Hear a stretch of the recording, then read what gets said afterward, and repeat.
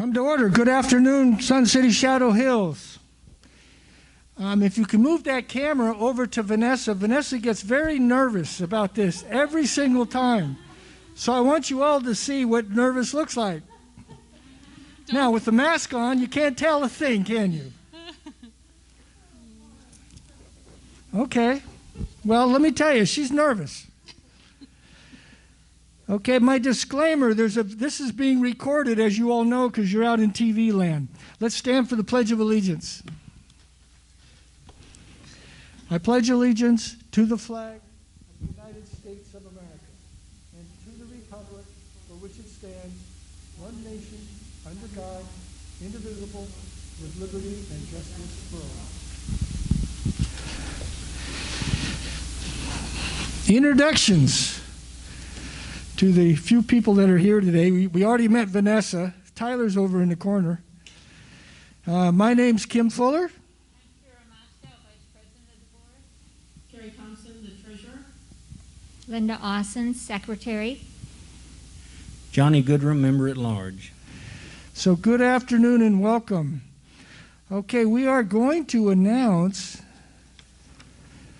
the Nice Staff Person of the Month, Brianna Reyes. So as you read about Brianna Reyes, she was obviously a good pick because she's only been here 3 or 4 months, and now somebody else has offered her a job, and so she's leaving us. Yeah, so that's what happens to good people. So somebody offered her a little more money and more hours.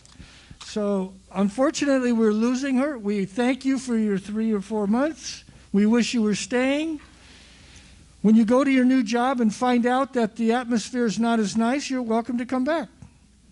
That happens. Okay, speaker forms. My understanding is somebody wants to call in. Is this where I'm doing this? Yes.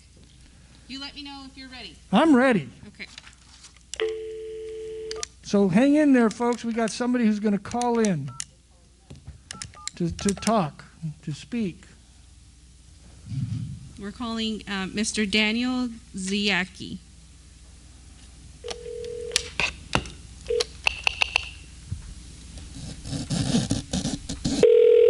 Oh, there we go. Hello. Hello, Mr. Ziaki. This is Vanessa calling from the association office. We're at the board meeting, and I've got the board here, and we are being recorded. Thank you, Vanessa, and thank you, President Fuller, members of the board, for this opportunity to briefly address you with what we experienced as a life-threatening safety and security incident in November. On November 13th, which was a Friday, at approximately 11:40 p.m., my wife was out walking on Calle Pampas, and I'm sure all of you can picture the street. She was walking southbound, and there was a security vehicle traveling northbound. The security vehicle stopped. She looked at the security vehicle. She stepped up to the easement. At that point, the security vehicle drove directly at her, barely missing her. He drove I'm saying it's he. I really don't know if it was a man or a woman. He drove a few feet forward, stopped the vehicle, and then proceeded. We reported it the next day to one of the security intake officers who were very helpful. And then we spoke to the security officer in charge the following day.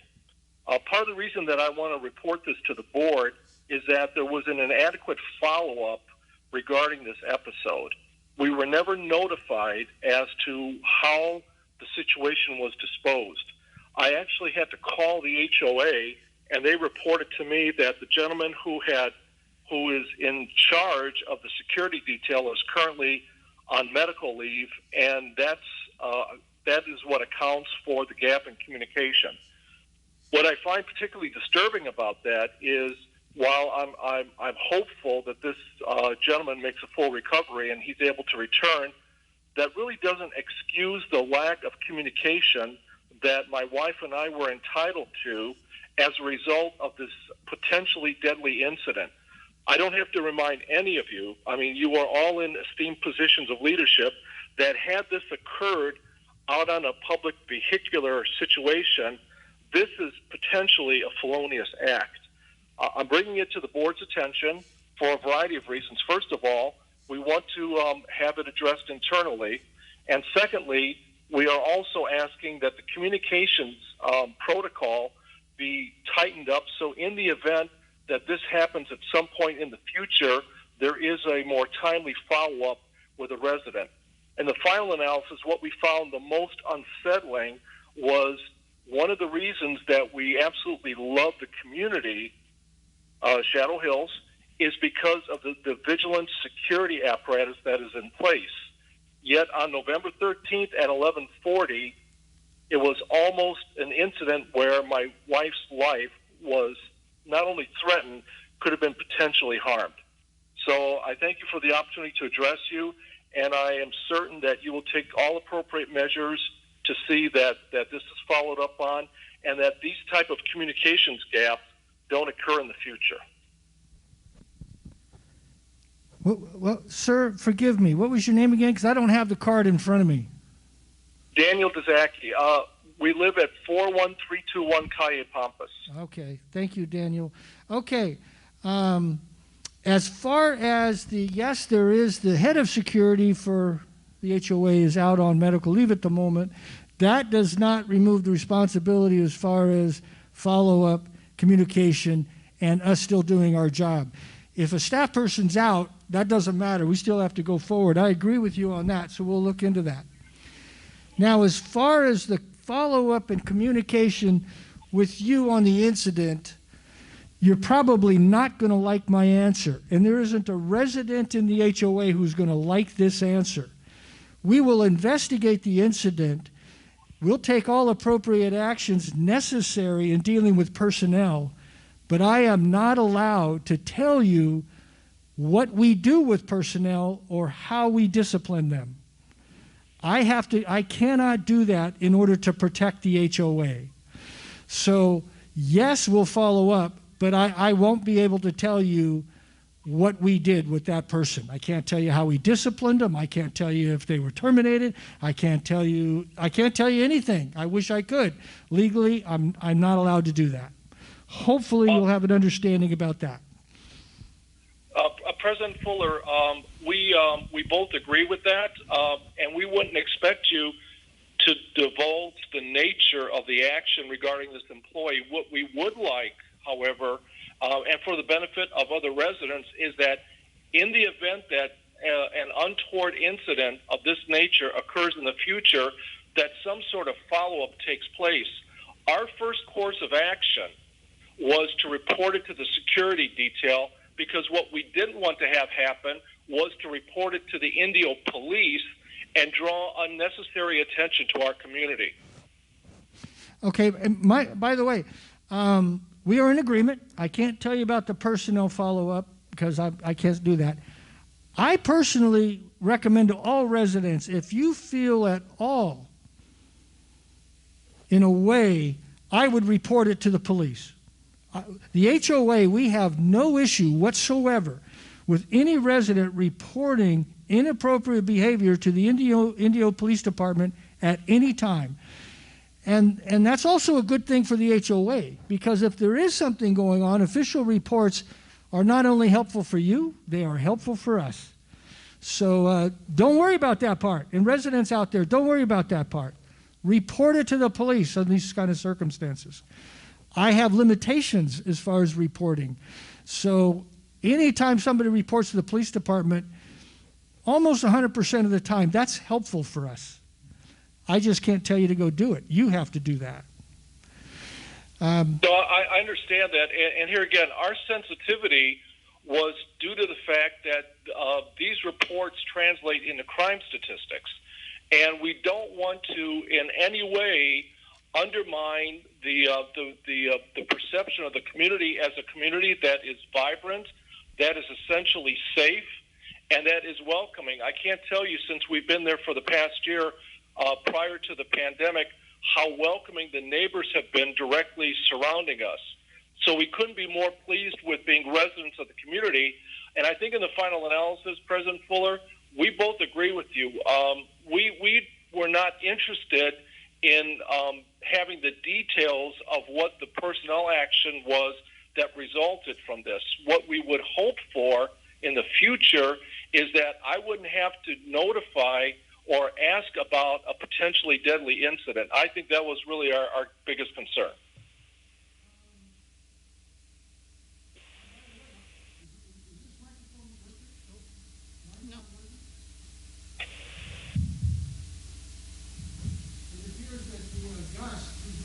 Operation doesn't want me to talk. There it goes. Am I good for the moment? I don't know. I think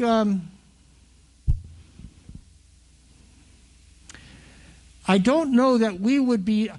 You should report it. You have my support. Every resident, if something goes wrong, report it. And don't wait for staff to do that. You got my vote that you should report it and report it to the board and to security in case somebody doesn't report it who should have reported it. I can't guarantee you that every step of the way that every single staff person is going to report such an incident. I don't know for sure that that will happen. I'd like to hope it would happen, but I would much prefer a resident, when there's an incident like this, report it. Report it right away to HOA, GM, to the president and the board. That's what helps all of us. Because no matter what, services is an art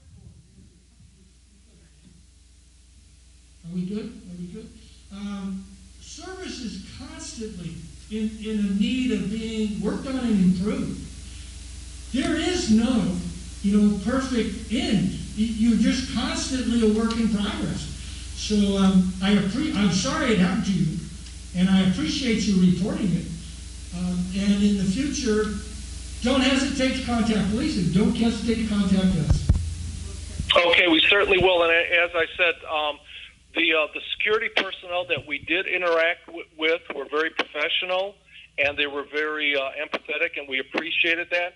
As I said, our only concern was, beyond the fact that my wife was almost hit by that vehicle, beyond that, it was the follow-up, which we understand due to the fact that the gentleman is out on medical leave, and there was a gap created in not handing it off. So thank you for hearing me out. I appreciate, President Fuller, your time and the members of the board listening to our concerns. I thank you very much, and by the way, I'm in total agreement about that gap in communication based upon a medical leave, and so we'll be working on plugging that right away. Yeah, we will check that out. I'm concerned, and I think we need to check what happened. And anytime any resident doesn't get a follow-up call that they're expecting from staff, please contact a board member. We'll help you get the answers that you're looking for. Yes, please. It's important that we know. If you don't tell us, we don't know what happened. We certainly will do that, and thank you very much for your time. Thanks for calling in. Take care. Bye-bye. Okay. We did have executive session. I don't have that on my notes here, but I'm supposed to announce, right? Does that sound good, everybody? Okay, during executive session today, some things that we need to announce. One, it has been requested by some golfers for the board to evaluate if the trail fee this year would be a proportion refunded based upon the time that the golf course was closed, and the player's card fee based upon the time the golf course was closed. I was told the golf course was closed for 34 days. The board voted unanimously there would be no refund based upon the golf trail fee for the year, nor on the player's card.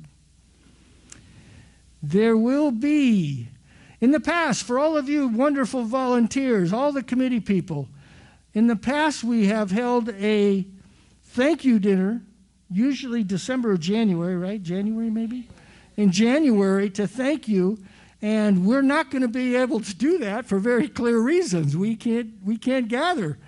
So the board has voted to send all of the volunteers a gift certificate to Shadows in appreciation for the work you did. I wish we could have a dinner, but we're not going to be able to. So at least go to Shadows and enjoy a dinner on the HOA. 2, Okay, we're going to be talking about the new rental rules later, dealing with the fact of the new law that's going into effect. I talked about this in a podcast, and I sent out some information about it. But beginning January 1, for all intents and purposes, the HOA may not prohibit rental agreements of 31 days or more. In our current CC&Rs state rental agreements are a minimum of 90 days. New state law overrides that CC&R, so our minimum is 31. The HOA is only allowed to prohibit rentals of 30 days or less. Now, in that, we're going to make some rule changes to conform, but we do have CC&Rs that need to be changed. This is part of the new state law. The state law says we have to go about trying and getting those CC&Rs changed. Therefore, the election in April, which is, for the new board members, we will be putting on the ballot two resolutions. One's dealing with this rental agreement so that it'll be a minimum 31 days is acceptable. The second is always been difficulty in changing CC&Rs. So we'll explain this more carefully in the future, but we're going to be putting on a resolution for resident approval to extend the time limit for a change in the CC&Rs.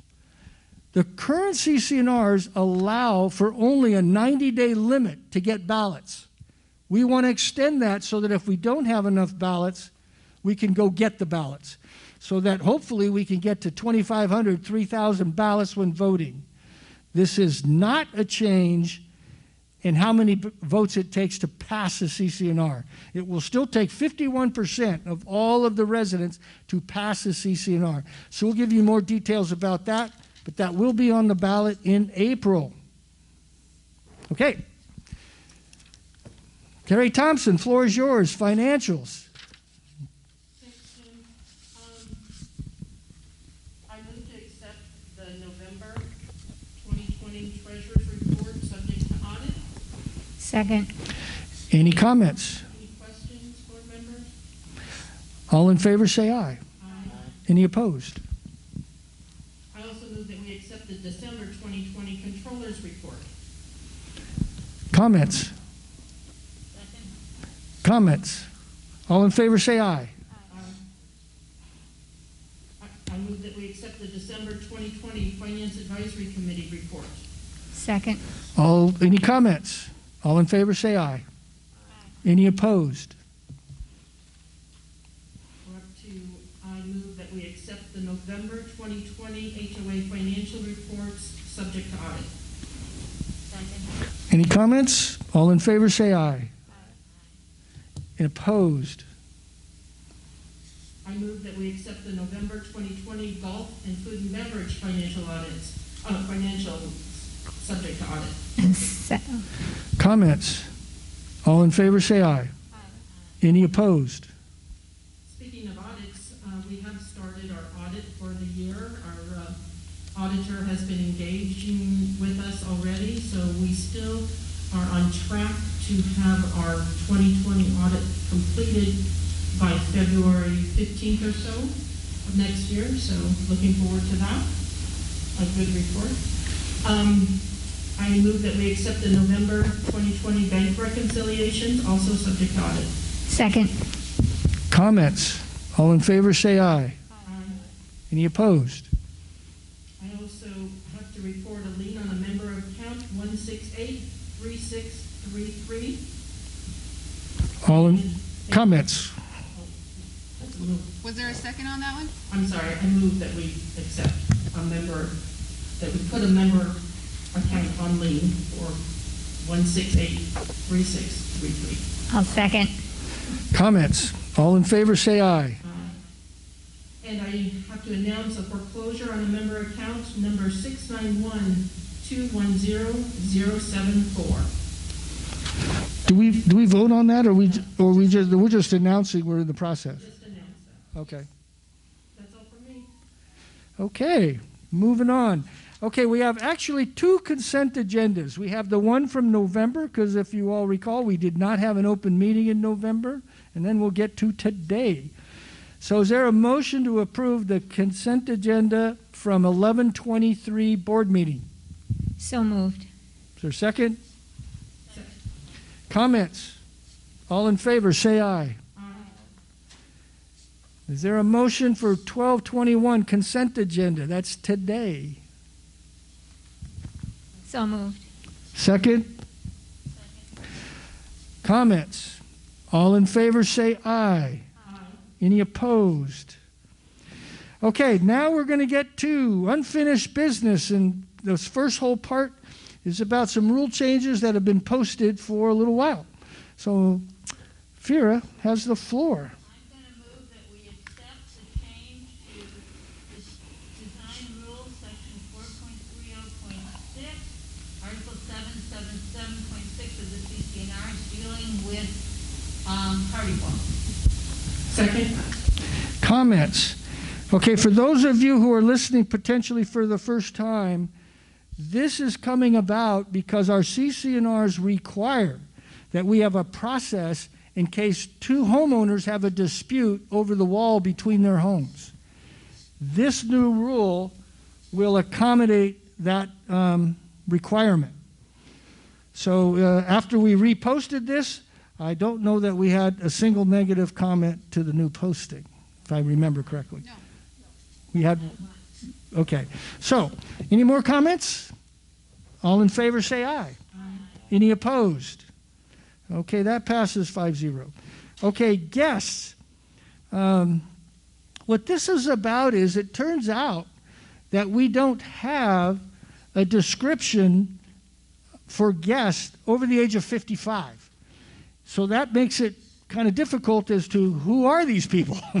So this rule change then clarifies the fact that somebody over the age of 55 who's not a permanent resident is a guest.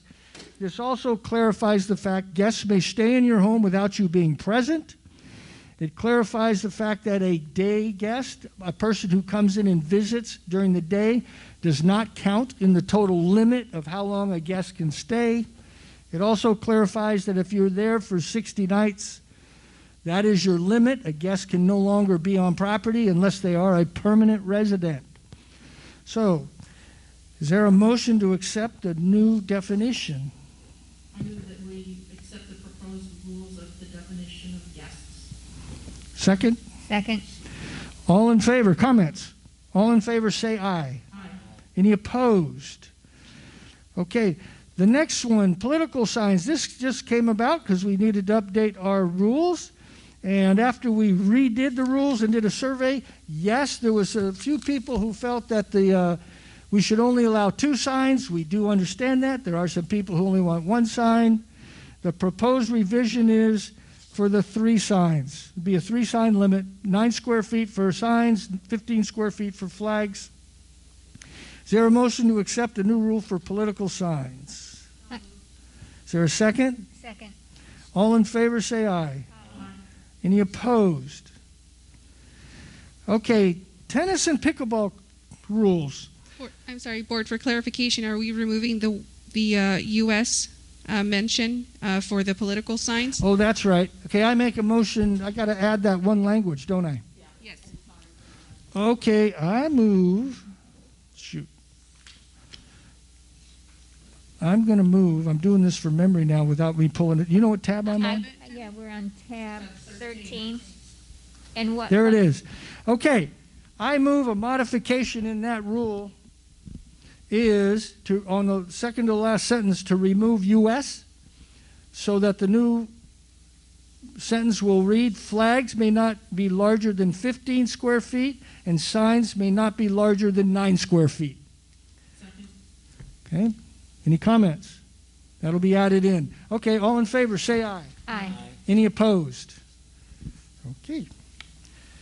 Now we're up to the tennis and pickleball rules. And this is no question where we got a whole bunch of comments back. Lots of comments, no doubt about it. I'm going to move that we repost this for another 28 days in an effort to try to find a compromise in between residents who live near the pickleball courts, who might not like the noise, and the tennis and pickleball players. So I'm going to move, we repost this for 28-day comment, and that the hours be year-round, 7 a.m. start and 9 p.m. end time. I second that. So here's the comment. There's no question a whole bunch of people want to play later. We don't have a lot of reservations to show that people play after 8:30 p.m. But a whole bunch of people did write in and comment, well, the reservation system might not show it, but we do play. So maybe in the next 28 days, if you play after 8:30 p.m., make the reservation. That is a requirement so that we have accurate statistical data. The other thing is to, I'd like to see if we can find a spot in between where if you don't need to play after 9 o'clock, we can settle on 9 o'clock so the residents that live there don't have to listen to pickleball. Pickleball is a noisy game, let's admit that. It'd be nice to see if we can find that place, if 9 o'clock will work for you. So by reposting, you can now comment, and some of you say, no, I want to play till 10 o'clock no matter what. We'll then still look at the statistical data to support that claim. And although the current rule says to start at 6 a.m., I don't believe we have allowed a reservation at 6 a.m. for a year and a half, 2 years. After meeting with the Tennis and Pickleball Club here a couple of years ago, they don't start till 7 o'clock. One group doesn't start till 8 o'clock during the winter. During the winter? Yeah, 8 o'clock. So I prefer just having me one time start, one time end, year-round. So by reposting, you now have 28 more days to put it all together, make reservations if you do play late, let us know your thoughts. So there's my motion. We repost based upon a start time of 7 a.m. and end time of 9 p.m. Oh, okay. Comments? I have a question. Fire away. When we get back to drop-in players, will we have to adjust the time at that point again? This rule can be changed any time by the board presenting it to the residents for a 28-day comment and then revoting. Okay, but my question was specific to drop-in players. I'm not sure I understand. You're asking, does this affect drop-in play? Well, does the rule change if drop-in players, when they are allowed, would we have to change the time? Oh, I guess that would be somebody's interpretive opinion. Okay. Drop-in play currently is not allowed per state and county order. You have to make a reservation. Right, I understand. When it goes to drop-in play, that to me is a question of scheduling. If you schedule 200 people to show up and play at one time on 4 courts, they're going to wait. Right. That's okay. If you have 200 golfers show up to the golf course at the same time, some are going to wait. If you have 100 swimmers show up to the pool at the same time, they're going to wait. That's a question of scheduling. Okay, thank you. Not a question of how much time do you have. But if somebody believes that's the issue, they would present it for us, and then you could change the rule back if you wanted to. That can be done anytime. Any more comments? All in favor say aye. Aye. Any opposed? Okay, that will be reposted for 28 days, and so we'll be back here in January to decide start and finish time for tennis and pickleball courts. Okay, the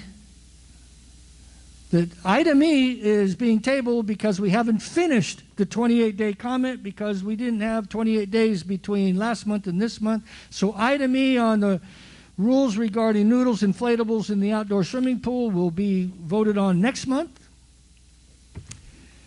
Now, what we are going to do, item F, this has to deal with face coverings. And so the board had to implement in executive session an emergency action. What the code allows is that if we need to, we can implement an emergency rule, which is good for a short period of time, about 2 months. Then that emergency action goes away. So we have posted for 28-day comment a rule dealing with face coverings. And this is the reason for the emergency ratification is this. Currently, certain activities require masks. The state and county allows for an accommodation based upon special circumstance. A person, for instance, with some kind of chronic respiratory disease, a medical condition, does not have to wear a mask. They may wear a face shield instead. So the emergency access by the board, the emergency action, is that we have put in place a new rule that says if you need special accommodation, you may fill out forms, submit them to the board, and with board approval, you will not have to wear a mask anymore, but you will be required to wear a face shield. You need to apply for that approval. So the emergency action is we're doing this because the law requires us to allow for special accommodation. Now, we are also putting into place for 28-day comment this same exact rule, so that if we have to continue this past 120 days, the rule will continue, and the only way we can do that is by going through the process of the 28-day comment and then voting on it in the end. I make a motion that we accept the ratification of the emergency rule dealing with face coverings. Second. Any comments? All in favor say aye. Aye. Any Aye. opposed? Okay. Next, Linda Austin. Yes. That submitted by the Facilities Department, I move that we approve. Oh, sorry, forgot about my mic. This is a BAF submitted by the Facilities Department. I move that we approve replacement of the Energy Management Lighting System, or EMS, for the Montecito Clubhouse, the fitness area, and the HOA office. And the reason we're doing that is that our current system is over 15 years old and has exceeded its life expectancy, does not work consistently, and we can't get replacement parts. They have selected the contractor of Wrangell Electric. They had low bid and excellent references. The amount is $51,732, and we had money allocated in the reserves, $71,000, so we're saving money. I'll second. Any comments? All in favor say aye. Aye. Any opposed? Okay, now we're down to new business. I make a motion that we post for 28-day comment an update to the Covenants Committee Charter. Any questions or comments? The change for the Covenants Committee Charter is to go from a maximum of 7 people to a maximum of 9 people so that they can rotate Is more this often. the post for Yeah, I know. We don't post no, that. We have to post this for 28-day comment. That's not a requirement, is it? Yeah, the charter changes. Not that I've ever seen. I don't think so. I think we're required to. Vanessa? Because we have to approve a We have charter in the by giving past. a comment to the residents. We have in the past. I don't know that we're necessarily required to. The board creates the committee charters. Right, that's why I thought the board had the sole approval of their charter. I don't recall that we've ever approved a charter without a 28-day comment. Yes, we have. Okay, I'll tell you what we do. It's okay, but. Let's post it, and if it turns out we don't need to, fine. We'll then clarify. Yeah, in the interim. Next month it'll come into fruition, and we'll know for the future. The Covenants Committee said they didn't need it till January anyway. Oh, okay. Perfect, it can wait. Then it can wait, Yeah. So, as long as they. Now we'll have to find out. so for now, we'll post and we'll get clarification from legal counsel. Please, yes. Okay. Did we, It's a minor change. yeah, they're just adding 2 more staff so that they have opportunity Yeah. to rotate for vacation and that sort of thing. Correct. Okay, any more comments other than the fact we're not sure if we have to do it or not? All in favor, say aye. Any opposed? Okay. Ms. Mastel. All right, I move that we approve the request from SAC Subcommittee and Safety that we replace the transponder readers for the 40th Avenue entrance and exit gates, to be done by Camera Access Technologies at the cost of $7,495, and they are requesting, the request has also been endorsed by Allied. Is that the right amount? They're requesting that we replace both the entrance Yeah. and the exit gates at the same time, as it's more efficient, and the repairs are costing us more, frankly, than is worth it. We need to discuss it with Chris. I think the total amount was $7,035. Right. 7,030, sorry. That's okay. Is there a second? Second, yes. Any comments, suggestions, ideas? All in favor, say aye. Any opposed? Next. Asphalt crack repair. Does Linda want to talk about that? I said, another BAF submitted by. Use your microphone. Another BAF submitted by Facilities, and I move that we approve changing the contractor for Phase 1 and 2 asphalt crack seal and repairs and street paint markings. The reason for this is the original contractor, Century Paving, uses a subcontractor who went out of business. So we'd like to replace them with International Paving Services. The one little fly in the ointment is that the amount for International is $233.12. Ooh, that was difficult. We have $121,067 in the reserves for that, so it's going to cost us a little bit more money. I second. Is there questions or comments? Just that we will update the reserve study with these new figures when we get the final bill, because this particular contractor has a contingency in there just in case if he requires lab testing and things for $7,500. So once the final bill comes, we'll update our reserve study to indicate that amount. For all of you who watched the cost, asphalt is the most expensive thing in the entire complex. Asphalt repair and maintenance, the most expensive item. Crack repair needs to be done in order to hopefully not undermine the asphalt, which is extremely expensive to replace. For those of you who have asked, we've asked the consulting engineer to investigate Phase 3 in order to see if some of those cracks need to be go through the service of crack fill sooner than anticipated. So yes, we know about some of the cracks in Phase 3.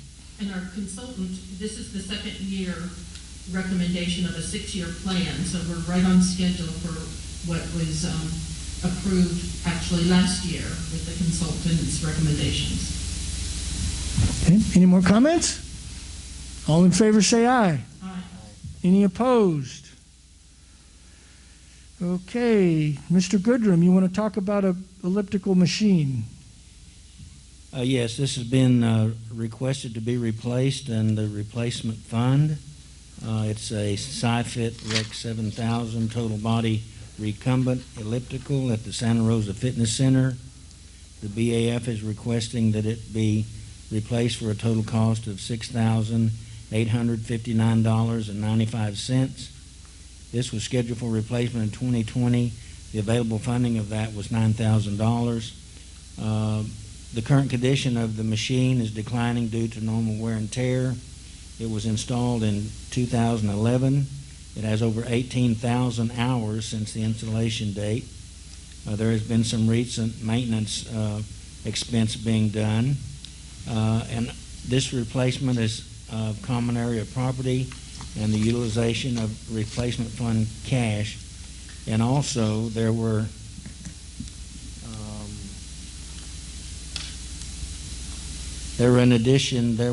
the FAC Reserve Subcommittee recommended that any work authorized should be first documented, a standard form of contract, that the vendor contractors furnish a certificate of insurance, ascertain if the old equipment is to be removed by the installer of the new equipment, and ascertain if there's any trade-in value of the old equipment. If so, then advise the controller. And I make a motion that this be done. Second.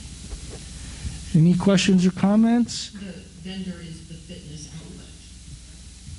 For those of you who are watching this is not the recumbent bike that you see might be 4 or 5 of these. This is a specialty bike used a lot in physical therapy. There's one in each clubhouse. And it's actually used quite a bit as we track it.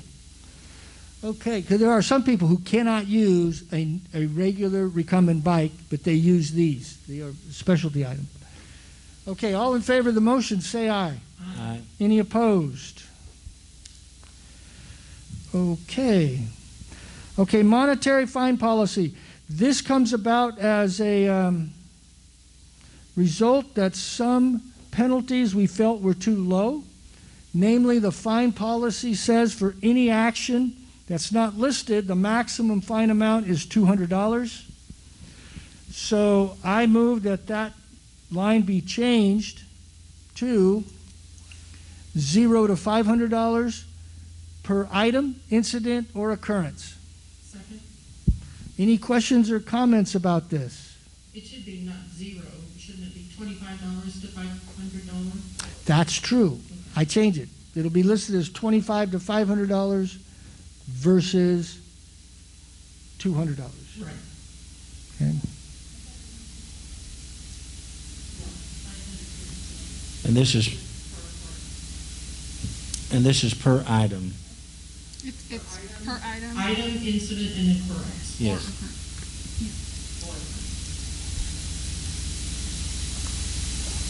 Is there a second? Yes, we did. Oh, thanks. An example would be, because the fine schedule doesn't list every single violation. Does the fine schedule list dog biting? Does anybody know? No, it doesn't. So there's an example. So for instance, we are dealing with a case now of a dog bite where a dog was not on a leash and attacked a homeowner and bit a leg. We do have we have animal control not under control or not on a leash. But not about the bike. There you go. So we can fine for not being on a leash or not being in control, but the question was, is it reasonable if a dog bites somebody and sends them to the hospital, the fine's $200? There's an example where the board would have the leeway and or the covenants committee to impose a greater fine depending on the seriousness of the actual incident. Okay, any more comments? All in favor say aye. Aye. Any opposed? Oh, we're getting down there. These meetings with virtual go quick. Okay, there'll be a board election come April. And so, 4 people are running for the board. Linda Awesome, Kim Fuller, the current board members, and then John McDonnell is running, and Moira McLeod Foster. Hopefully I said your name correct, Moira. If I didn't, forgive me. So there'll be 4 candidates for the April election. And I think in January is the first forum, right? Don't we have some forum? I guess a virtual forum? Yeah, we can't meet yet. We can't meet. Okay, before we go, board, comments or questions? Say what you want. Start down at the end. Johnny, you got anything you want to tell? Anybody? I would just like to comment. As I was preparing for the upcoming election, I went through my calendar and counted, and this was a couple weeks ago, that we had 52 board meetings so far this year, and I know we've had 3 or 4 since. So this board has done an awesome job and really donated a lot of time and energy to keeping our community safe. I agree, but I hadn't even thought about it until Linda pointed it out, that I realized there have been weeks when I have been in this boardroom every day. I mean, this board, Kim's been working like a crazy person, just really trying to keep us on track. Linda, all of us are working so hard. So please, just try and support the board. Please understand that what we're doing is we're trying to keep you safe and trying to do things for your good and our good. And that's all I can say. Yeah, some of our decisions aren't always popular, but Definitely not, but- we are working for the best interests of the community as a whole. So remember that. I just want to wish everyone happy holidays and Happy New Year. Oh, yeah, happy holidays. I just thought, you know, Christmas has come on, and Christmas, New Year's, all that, Hanukkah's come on so fast, I didn't realize it could happen. Yeah, happy holidays to everybody. Try and have as happy a holiday as you can. Stay home, stay safe, and you can have all the people come over next year. Okay, greetings, everybody. COVID cases. The reason we ask that you report it, you're not required to report it. All information's confidential. We can help with any tracing. We can help with contacting people so that they can be notified. 3 more cases were notified to me yesterday. 2 of them came from family gatherings. They did say that. So please be very, very careful. We are implementing the state order on common property. We're not looking for any violations on private property. Goal is hopefully you get past this and be extremely, extremely careful so that you stay healthy. In the meantime, have a great holiday. Motion to adjourn. All in favor, say aye. Aye. Any opposed? Thank you all. See you soon.